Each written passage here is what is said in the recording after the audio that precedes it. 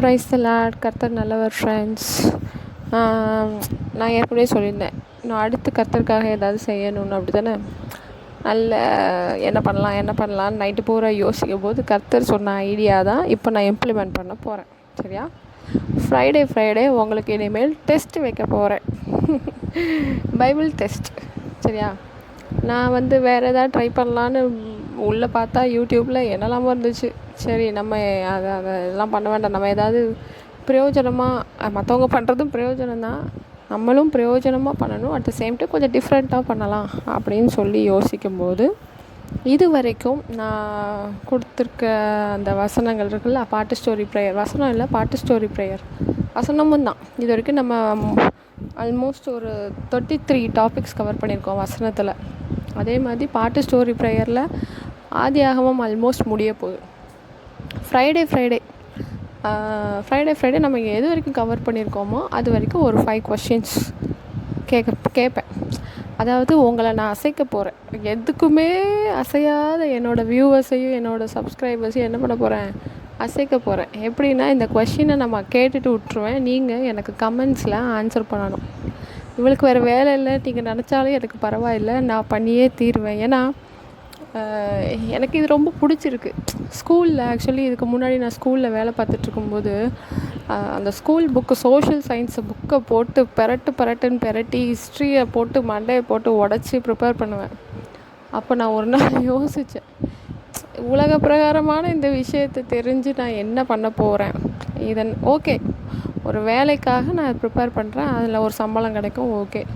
But இதை காட்டிலும் நான் கர்த்தர் புக்கை, அந்த பைபிளை புரட்டி படித்தோம்னா எனக்கு அது நல்ல லைஃபுக்கு யூஸ்ஃபுல்லாக இருக்குமே, விசுவாசத்தில் நல்லா வளருவனே, அது போதாதா, மற்றதெல்லாம் ஆட்டோமேட்டிக்காக எனக்கு நடக்குமே அப்படின்னு ஒரு நாள் யோசித்தேன். கொஞ்ச நாள்லே என்னைய வேலையை விட்டு தூக்கிட்டாங்க. இப்போது நான் நினச்ச மாதிரியே பைபிளை போட்டு புரட்டி படிச்சிட்ருக்கேன். இது எனக்கு ரொம்ப மனப்பாடமாகுது, ரொம்ப பிடிச்சிருக்கு. ஸோ நீங்கள் அட் த சேம் டைம் இதில் எனக்கு செல்ஃபிஷான ஒரு ரீசன் என்னென்னா, நான் விதைக்கிறேன், என்னோடய டைமை நான் யூஸ்ஃபுல்லாக விதைச்சிட்ருக்கேன். இதுக்கான ஹார்வெஸ்ட் சீசன் எனக்கு நெருங்கிட்டே இருக்குது. அந்த மாதிரி நீங்களும் விதைக்கணும்னு ஆசைப்பட்டீங்கன்னா, இந்த மாதிரி வீடியோஸ் போட உங்களுக்கு டைம் கிடச்சிதுன்னா போடுங்க. யார் பார்த்தாலும் சரி, பார்க்காம போனாலும் சரி, நமக்கு அதை பற்றிலாம் கவலை கிடையாது. நம்மளோட வேலை விதைக்கிறது மட்டும்தான். மழை வர வைக்கிறது, அதில் சூரியனை வர வைக்கிறது, அதுக்கு வெயில் கரெக்டாக பட வேண்டி வைக்கிறது, அதுக்கு ஆக்சிஜன், அதெல்லாம் நம்ம வேலை கிடையாது. நம்ம விதைக்க மட்டும் செஞ்சால் போதும். அதை முளைய வச்சு அறுவடைக்கான நேரத்தை கொடுக்க வேண்டியது அவரோட வேலை. அப்படி தானே ஃப்ரெண்ட்ஸ்? ஸோ நான் ஃப்ரைடே 5 கொஷின்ஸ் கேட்பேன். சரியா?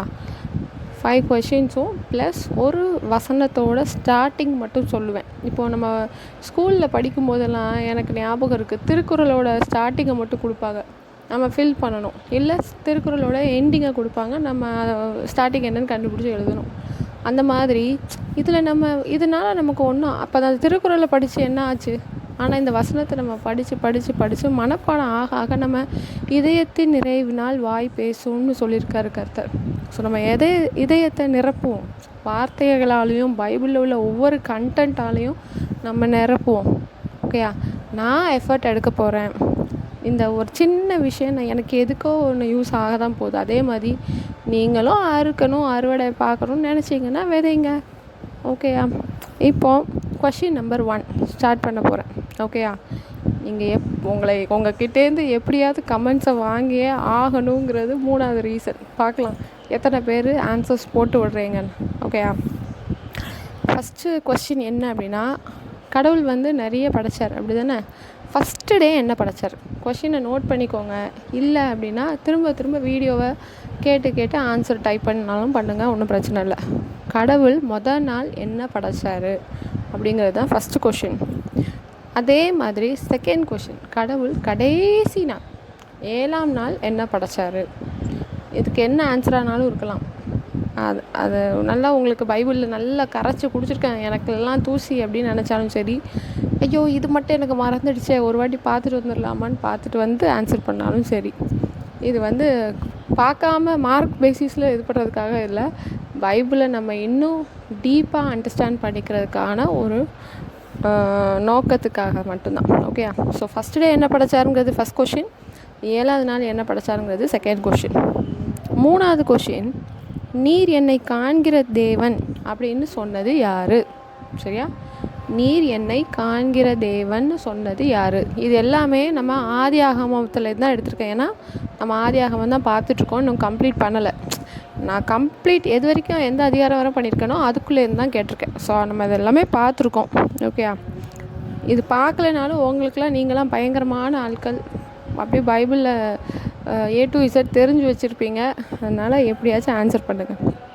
4வது கொஷின், ஆபிரகாமிடம் கடவுள் பேசின வசனம். நிறைய வசனம் பேசியிருக்காரு, ஆனால் ஃபஸ்ட்டு என்ன வசனம் பேசினார் அதை சொல்லுங்கள். ஃபைனலி, ஆதாம் ஏவாளுக்கு எத்தனை பிள்ளைங்க பிறந்துச்சு, அது யாரெல்லாம், நேம் தம். ஓகே, அவங்க நேம் எழுதுங்க. இந்த 5 கொஷினுக்கும் ஆன்சர் பண்ணுங்கள். சரியா, இது போக போனஸான ஒரு கொஸ்டின் என்ன அப்படின்னா, ஒரே ஒரு வசனம், சிங்கக்குட்டிகள் அப்படின்னு ஸ்டார்ட் ஆகிற அந்த வசனத்தை கம்ப்ளீட் பண்ணுங்கள். ஓகேயா friends? Okay, let's see in the comment section. Bye.